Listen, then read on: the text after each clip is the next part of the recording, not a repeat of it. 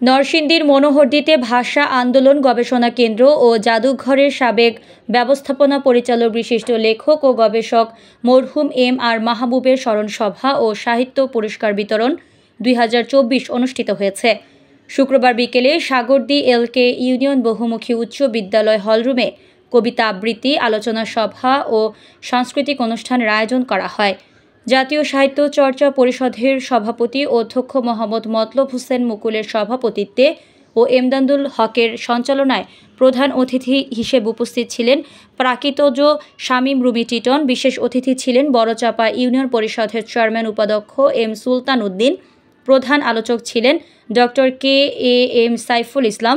বিশিষ্ট আলোচক ছিলেন বিশিষ্ট কবি ও চলচ্চিত্র অভিনেতা এ.বি.এম. সোহেল রশিদ, এলমুন্না নাহার লিপি মাহবুব, সাবেক শিক্ষিকা ও প্রশাসনিক কর্মকর্তা, ভাষা আন্দোলন গবেষণা কেন্দ্র ও জাদুঘর, ঢাকা।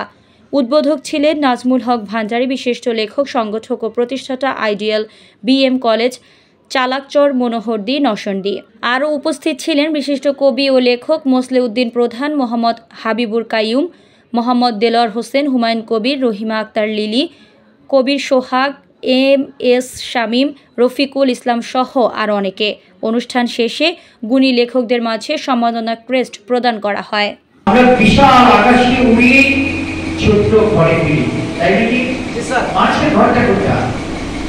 আমরা যে বানিয়েছি চালান করে দিচ্ছি ঘর না, মানুষের ঘর হলো তার অন্তর ঘর। এখানে again and again back to this and find his inner soul. মানুষ তার অন্তরকে খুঁজে, অন্তর খোঁজার জন্য কোটি কোটি মানুষের দরকার না। অন্তর খোঁজার জন্য আপনি যদি অন্ধকারে বসে থাকেন, এখন অন্তরকে পাবেন।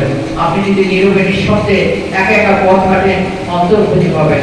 আপনাকে খুঁজে পাওয়ার জন্য কোটি কোটি মানুষের দরকার।